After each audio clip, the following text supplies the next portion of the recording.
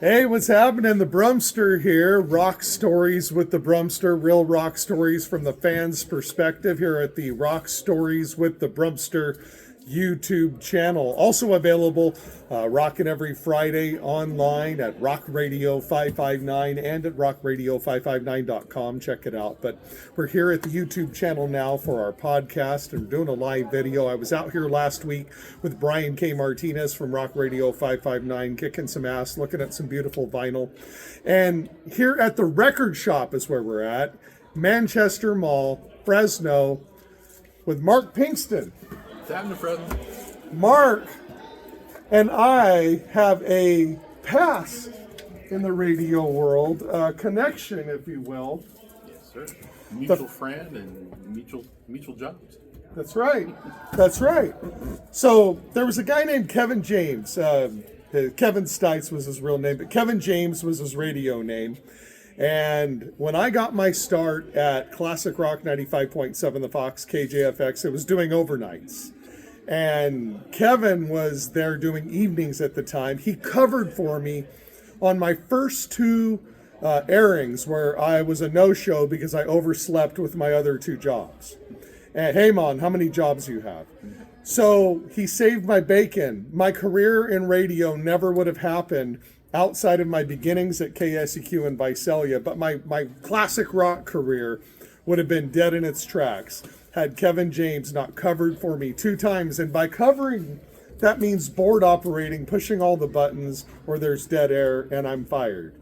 So he saved my bacon. Mark Pinkston is the owner here at the record shop in Fresno.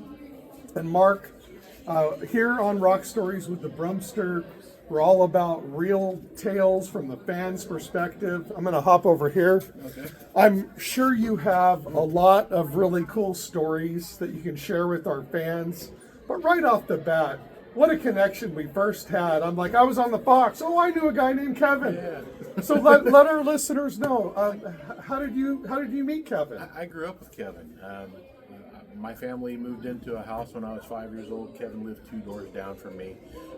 Kevin was a football player. I was his tackling dummy. Yeah, if you knew Kevin, you'd understand. He's a cool dude, man. When I was in junior high school, I was taking a radio broadcasting class, and Kevin at the time was volunteering. He was only in high school, but he was volunteering at KVPR. So he's like, "Hey man, why don't you come on down to the radio station with me and hang out, check it out, see how it works, what's going on. I'll have you do some stuff."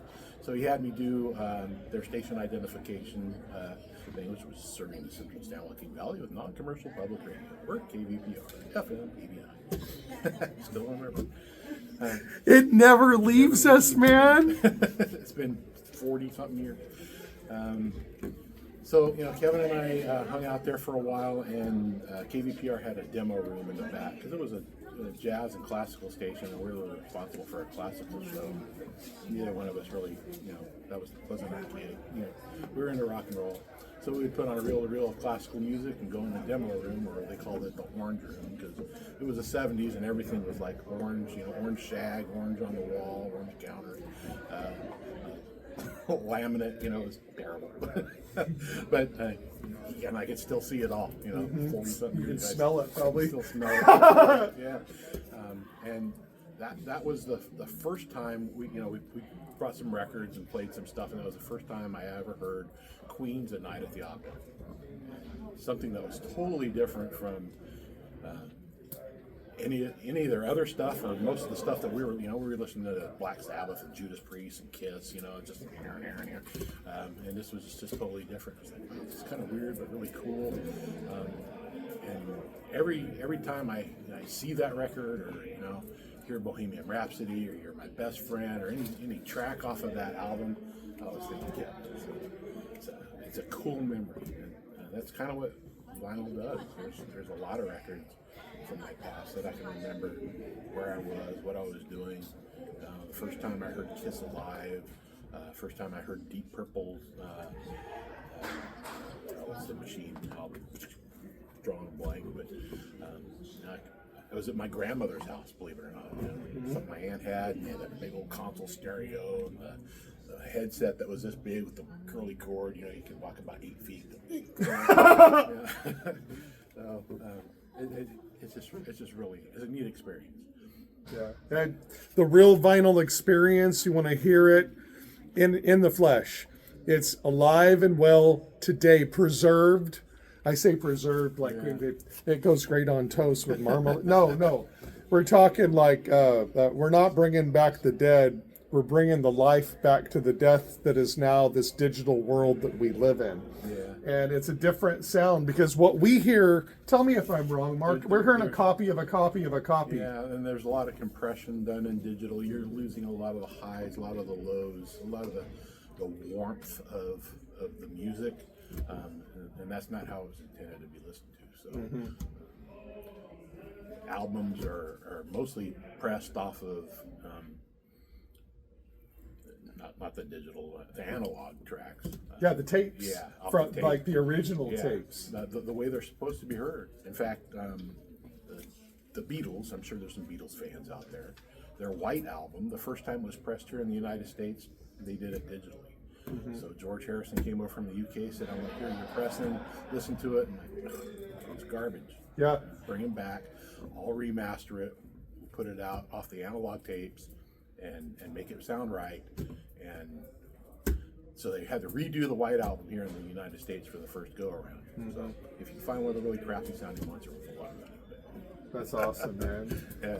So concert-wise, did this early immersion into all the rock, including some of the outside of the box stuff, like the Queen album you're talking about, like really broadened your horizons? You have radio at the time. Everyone's listening to 8 tracks and records.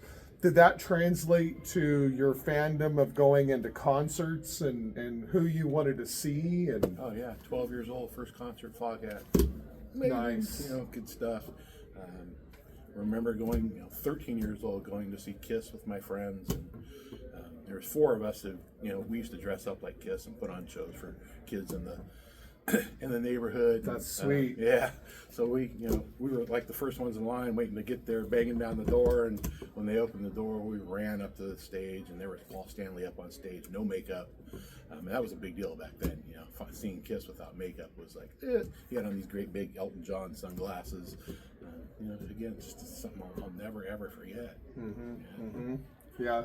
It was, how much was it for a ticket to get in there and go see them? I think $8. $8, $8, $8, which is like 800 today. Okay. I know we sound like our grandparents. I used to buy a bag of candy this big for a nickel. I walked to school both ways uphill in the snow with broken legs. So Foghat, you're 12 years old, your very first concert. Go all the way up to the front. How cool is that, man? What a baptism of fire and rock. You don't realize how loud it's going to be until you're there. My ears are still ringing. Your virgin ears soaked it in. They were pierced right then and there. Yeah. That's awesome. Where did you see him at? Convention Center. Most all the concerts back then were at the convention. Selland. Yeah, Selland Arena. Selland Arena. Right on. How did that translate to becoming the owner of the record shop all these years later? It's like you get to be a kid in your own candy store, man. Well, I mean, for a long time, I haven't had records for a long time. I had them when I was a kid, listened to them. By the time I was out of the service and married, they got sold at a yard sale somewhere along the line. CDs had come into the fashion, and records were on their way out. And, people were spending a lot of money on CDs instead of vinyl. So I'm sure a lot of people were out there hunting vinyl at that time. Hopefully still have some really good stuff from it, Right. Because people were getting rid of all their stuff. Yeah. This is trash now. We need to go digital. Yeah. And now people are realizing that warmth, that original sound of what it sounded like when it was recorded. It's all lost in that perfection. And in an AI world where it's all about perfection, the human interaction we're having right now, this is real flesh and blood sharing these time machine style stories. And that you don't get that with AI. You can get a pretend version of it. AI can't hear what we hear, so Yeah. The AI doesn't understand the warmth of a vinyl record. The soul. Yeah, they just know the numbers. Yeah. That's all it is. That's all digital is zeros and ones. That's awesome. That's awesome. Any other cool stories? Any other cool concert stories? I know so many. Yeah, I know. And by the way, it's I got a lot like of Kevin James ones too that I can tell, but I can't tell them to your audience. it's like the old adage, right? That if you remember the '60s, you probably weren't there. No, but I was serious. born in the '60s, so I'm not that old. No, but you know the old adage, like if you were in a certain era and you remember it, you might not have been there. Yeah, But no, you have memories that are a part of your soul forever. A song comes on and you remember where you were when you first heard it, right? Oh yeah, absolutely. Hey, even to this day, even newer stuff, you know, it's like, oh hey, I remember when that came out, what I was doing. I remember listening to that, you know, hanging out with my friends, you know, Bon Jovi's "Living on a Prayer." That was like, you know, break it up, and, Right? driving around the '83 Camaro. Yeah, Man, slippery when wet. Yeah. We saw that album. Brian K. Martinez does all album side weekends, and he has over 5,000 songs loaded up at Rock Radio 559 at rockradio559.com. And he came here to see Mark the other day. We did, and he took me around your store, Mark, and he just went through all the albums. He said, "Did you know this? Did you know that?" This is almost like a trip through time if you really take your time going through the record shop. Record shop again, Mark Pinkston, the owner here at the record shop in Fresno. Thank you for having us. Rock Stories with the Brumster, real rock stories from the fans' perspective. It's almost like walking through time, and each of these albums, or most of them, tell a story in a way, right? Yeah. I mean, if not through the music, through the creation of the albums themselves, and it's fun to learn about some of that stuff. You know, different bands, what they went through, the fights, and everything else that went along with it, and then those bands that did it right, because all fights are about money. So there were some bands that said, "Hey, we're just going to chop it evenly," and that's that, and those bands didn't have a problem. So. Right. Yeah, it's amazing how I didn't realize the Eagles, like, you know, they just like Kiss, you know, part of their band, they were employees, not really co-owners of the band. Yeah, after they left and tried to come back, yeah. And that's the deal that they made. Yeah. The story that you could tell about any of these records in here, do you have 1, 2, or 3 that are like your favorite or that come to mind, like, ooh, that's a great story about a record in your store? Police Synchronicity.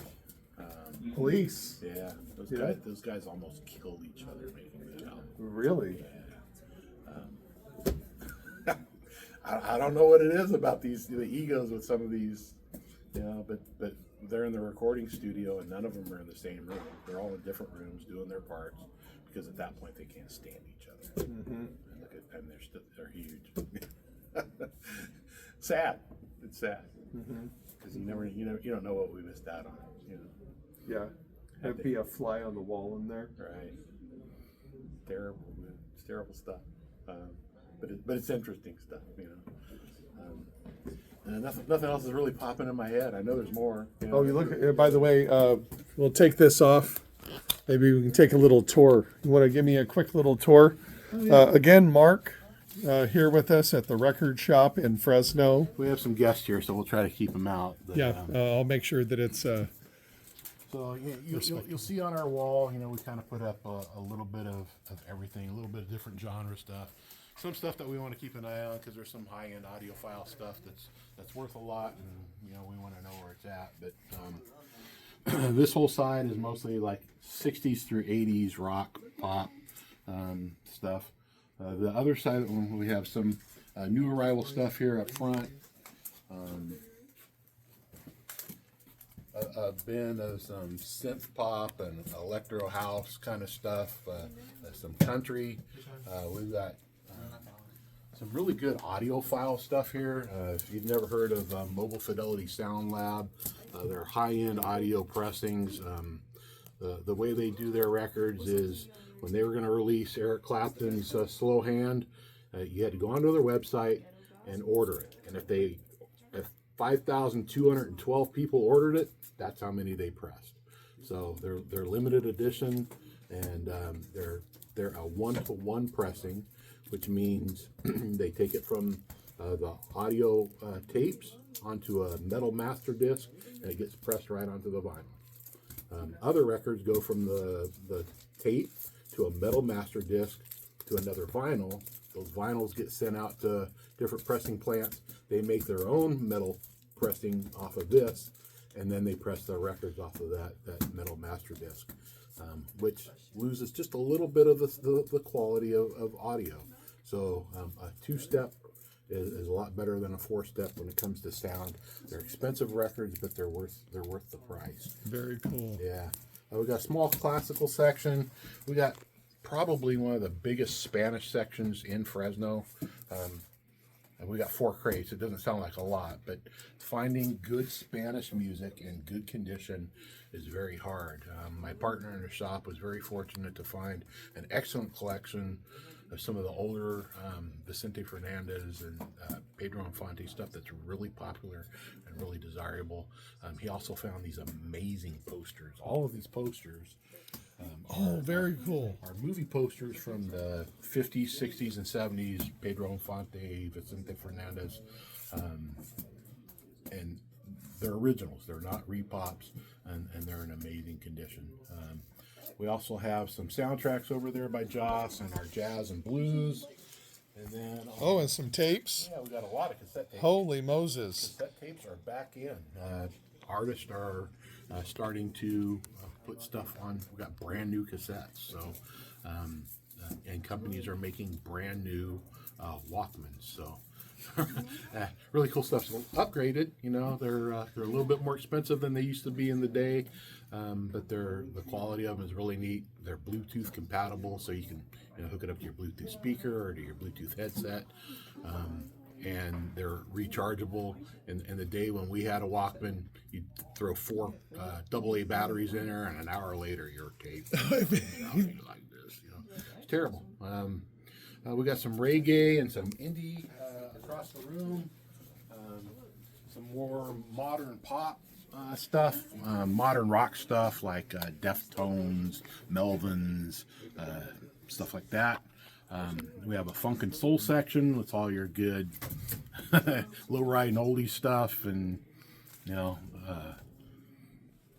Aretha Franklin. How about over here, if I may? So check this out. And again, we got some folks in the shop, so I want to make sure we protect their privacy. Okay, so Brian pointed this one out to me. Have a marijuana. Pretty cool. And then, if I remember correctly, who was it? Cheech and Chong. Where's your C? I don't know. I don't know what that marijuana. You have. There it is. The Big Bamboo album, and it's with the rolling papers. Yeah, it still has the rolling papers. So my dad, I'm Gen X. So, but my dad, he was born in '57. Shout out, Dad. He told me that his friends and him actually got some Thai stick and rolled up a big old fatty in that thing, and then they got all high and watched some Star Trek, old school Star Trek. They didn't even watch Cheech and Chong. No, they At least throw on a Cheech and Chong record, and giggle. They got stoned and nerded out on Star Trek. That's man. Funny. Yeah, the papers are hard to find because most people did that. They took them and rolled them. So of course, I'm assuming is that an older release or is that a newer release? No, that's an old one. So it's probably going to crumple up if someone actually tried to roll one. Yeah, I don't know if I would use them to try to roll anything. Yeah. Because you never know what somebody's done to it. So right. Yeah, you're better off just saving it as a how cool, piece of ephemera instead of right. instead of smoking it. Because then you just depleted the value of your record by Don't smoking. smoke your investment, man. Don't get high on your own supply. Mark, Mark Pinkston at the record shop here in Fresno, rocking with the Brumster on Real Rock Stories with the Brumster, right here at the Rock Stories with the Brumster YouTube channel. And of course, our vinyl master on Rock Radio 559. What's up, Brian K. Martinez? Come see Mark Pinkston here at the record shop in Fresno. Tell him the Brumster sent you. Thank you.